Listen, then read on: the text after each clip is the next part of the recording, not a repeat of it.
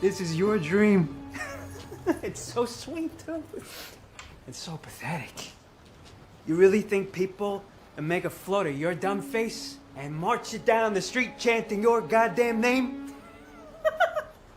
Oh, Oswald Cobb. Remember him? What a guy. What a little bitch.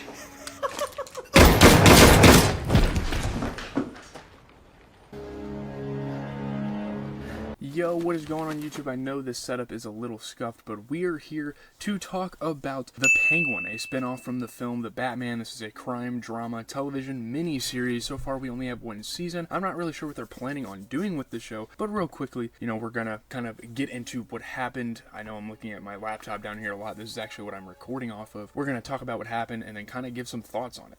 This was written by Lauren LaFranc, who created the series, and it was directed by executive producer Craig Zobel. So there you go. It's on HBO Max. You guys can go check it out. And obviously, this was a very recent series. It came out like a month or two ago. So getting into kind of what happens 1 week after the seawall explosion in Gotham City. Again, this is taking place right after the events of the Batman. It's pretty much like a sequel to Batman, which I think is so fucking cool. The city experiences a severe crime wave while rumors spread that Alberto Falcone, son of deceased crime boss Carmine Falcone, is poised to take over the family business. Obviously, usually the son is the next one in line to take it over. Oswald Oz Cobb, or Penguin as we know, recovers a stash of Falcone's valuables from the Iceberg Lounge, including blackmail material and jewels, but is caught by Alberto. Oz convinces him that they are on the same side and have a sit down to some drinks and drugs. Classic, mafia. This show is really going to remind you a lot about like The Sopranos. It's going to have that gang mob vibe, which is so fucking cool to see that. Alberto discusses his plan to rebuild his father's empire involving a new drug that has the potential to replace drops as the main family's business. It kind of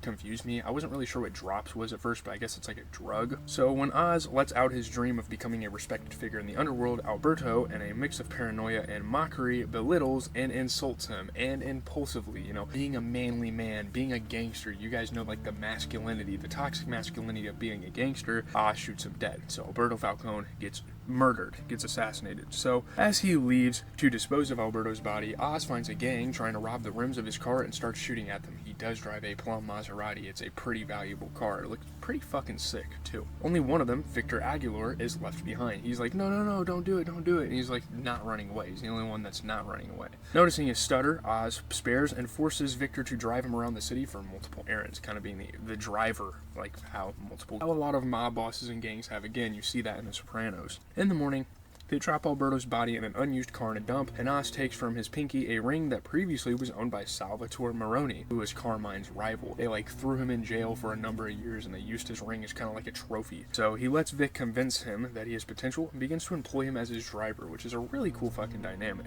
So Oz meets with Johnny VD, the underboss of the Falcone crime family. He's the one that's going to take over if they know that Alberto's dead. He is informed that Oz's drug operation will move to another part of Gotham, and despite Oz's protest, decision is final.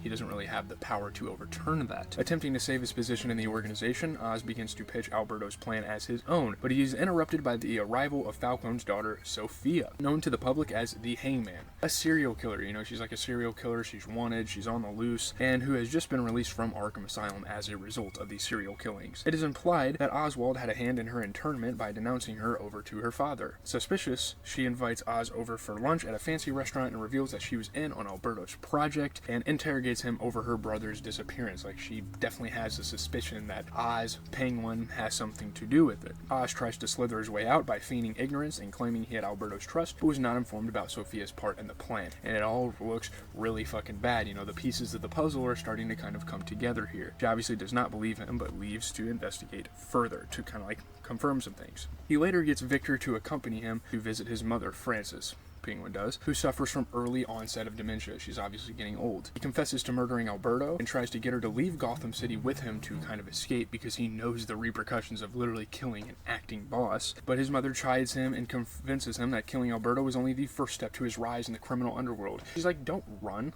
fight. No flight, fight. You must fight. You want to rule Gotham. You've wanted to do it for a while. You've wanted to be the boss, and this is exactly what you need to do. Inspired, Oz forms up a plan of his own. He visits the Blackgate Penitentiary to talk with Sal Moreno, Maroni. He offers to work as a double agent and help him destroy Falcone's criminal empire, but Maroni is unwilling to trust so easily. Before he leaves, Oz returns his ring to him, so that was kind of cool. While driving back from Blackgate, Oz is spotted by Sophia, who gives chase. Obviously, she knows something is up now. It's way too suspicious. She tries to lose her henchman in the street, but is caught and knocked unconscious. He is taken to the Falcone mansion, where Sophia reveals she captured Calvin, one of Victor's friends, who was like stealing the rims on the car, tried to steal the rims the night Alberto disappeared, who implicates him. Oz adamantly lies and gets the boy killed, but he's nonetheless stripped and tortured, while Sophia demands to know Alberto's whereabouts. And this is something really cool about the Penguin early on, and something cool about a lot of the DC villains, is they're very remorseless. They have no remorse for fucking anything. It's not cool, it doesn't make him like a good person, but it makes him a very effective villain. It makes him so fucking badass. It's fucking crazy. Suddenly, a car crashes into the garden, and Sophia opens the trunk to find Alberto's corpse, his pinky cut, and the word payback scratched on the hatch. So fucking badass. Like, the Penguin has really painted himself as this insane villain. Oz is released and reunites with Victor, having secretly framed Maroni for Alberto's murder. As Oz and Victor drink slushies together, Oz reiterates his plan to take over the Falcone crime family, inviting Victor to be a part of his plan, which Victor accepts. Obviously, it's better than, Victor being a part of whatever this stupid shit, he was stealing the rims with his friends, just being a fucking hooligan, in all honesty. This was actually a really good episode. I really, really liked this. This was a B episode for sure for me. It's great. The premiere of The Penguin recaptures the melancholy atmosphere of the Batman really well, while drawing out more of what made Colin Farrell's portrayal of Oswald Cobb so captivating. He wasn't in the movie that much, but now we get to kind of explore that character, and I'm very thankful that they really went back, took some time, made a series out of it. I think the Batman movie came out a couple years ago, so they've had some time to really build out this character. It promises to expand on those qualities even further. Its TV-sized budget is noticeable, but doesn't detract from the well-plotted introduction to this behind-the-scenes look at the mobster families of Gotham City and the rise of Oz Cobb. Again, those are things we've always been kind of interested in, and this is why spin-offs are made. It's really cool to see like the mob bosses and like all the interactions between them, and the implications of like Carmine getting killed and stuff like that. Again, yeah, it does have a TV-sized budget. It's not going to be on a grand scale. It's going to be a lot of dialogue. It's going to be a lot of sit-downs, but it's still very much appreciated as a moving forward for the Batman franchise, especially because I think they do have a sequel coming up somewhat soon. It's great. Director Craig Zobel has done a fine enough job of recreating the basic look of the Batman, all grainy sunlight and amber streetlights, but the show itself is so disinterested in anything to do with its source material that the connection feels kind of academic. It does kind of stray away a little bit. Farrell and Milioti remain compelling, but if, as the show promises, the Penguin is on the rise, we can't quite grasp that trajectory just yet. We don't quite know what that trajectory is like. There are a couple of problems with it. And the series isn't just trying to do the same thing that Reeves did with the Batman, and the introductory episode proves that the Penguin isn't just another story about gangsters. Like, this is a very special character. And I feel like this episode does a good job at introducing him in a way that is like, wow, this guy is pretty fucking special. Under the careful narrative direction of showrunner Lauren LaFranc, the Penguin cast Colin Farrell's Oswald Cobb in a monstrous but recognizably human rise to power arc that feels as comfortable presented alongside the HBO crime drama canon as it does such DC villain-centered fare as Peacemaker or Harley Quinn. This kind of lucky exit happens over and over again throughout the Penguin, forcing you to question why anyone keeps Oz waddling around. Why the fuck does he...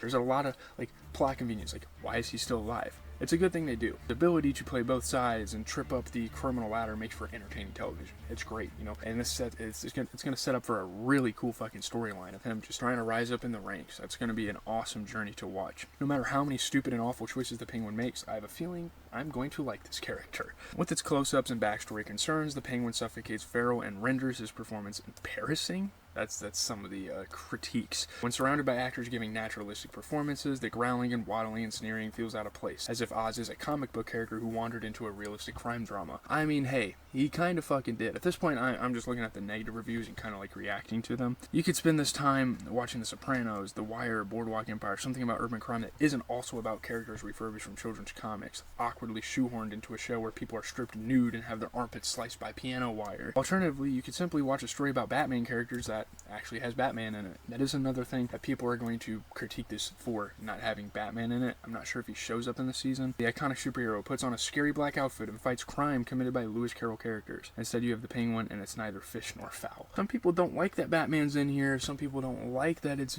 seems very childish and very gimmicky, the character that the Penguin plays, but growing up watching the Batman and growing up not idolizing, but revering some of these DC villains, it's fucking cool to see it adapted here. I don't really care what anyone says. I think this is a really dope opening. Him and Vic is going to be cool. A lot of storylines are kind of setting up. I know this is kind of a shitty video. I'll try to edit it as much as I can, but leave a like, comment, and subscribe, boys. It's been your boy GZTV. We're going to try to get as many of these episodes in as possible, at least one a week. This is kind of going to become the mandatory video because I have been really looking forward to checking this series out. So, peace out, everybody. I'm out.